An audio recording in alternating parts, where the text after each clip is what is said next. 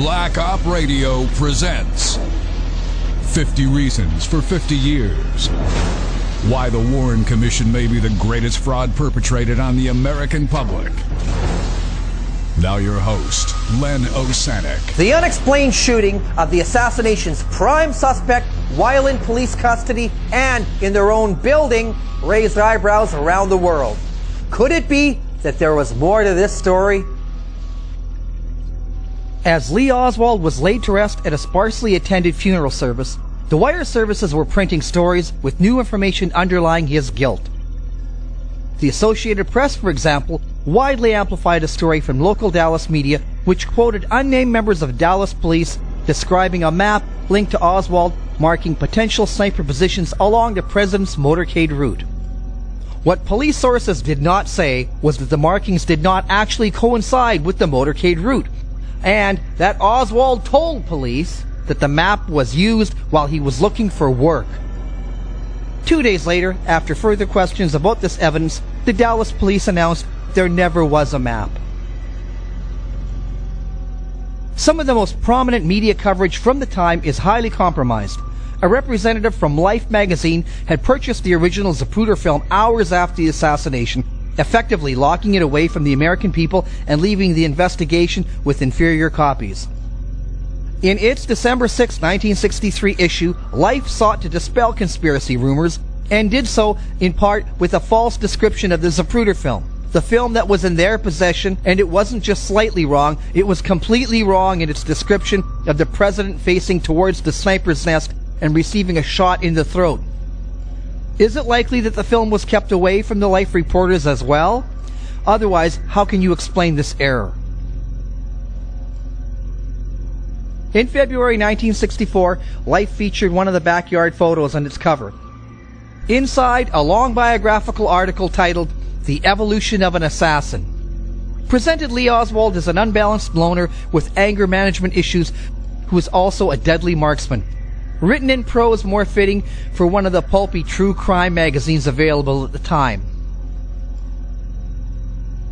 Of course, while publishing these stories, Life had locked away in their corporate headquarters an 8mm film which had graphic, compelling proof of a conspiracy.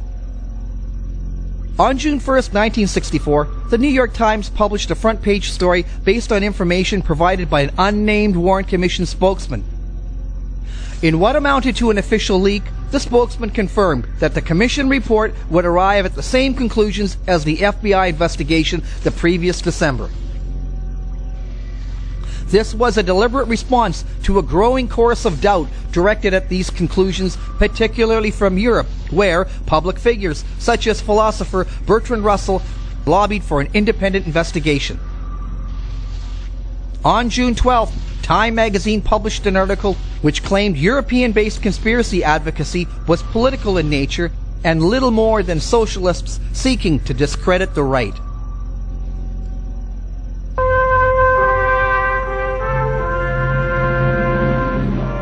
You are watching an official reenactment of the murder of President John F. Kennedy, filmed from the window where the alleged assassin crouched, and through the telescopic sight of his rifle. The release of the Warren Report was presented on live television, preceded by documentary segments designed to bolster the conclusion that the alleged assassin was in fact the guilty man. It is now 15 seconds after 6:30 p.m. Eastern Daylight Time, Sunday, September the 27th. As of this moment, the report of the President's Commission is public record. No investigation could have been more painstaking than that carried out by this commission.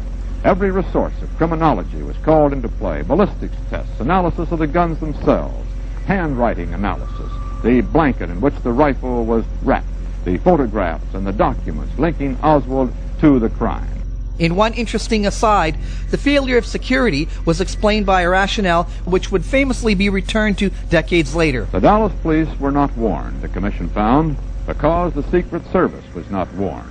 The Secret Service was not warned because of insufficient liaison among the federal law enforcement agencies. In other words, a contributing factor was a failure to connect the dots. The print media also devoted special attention to the Warren Report.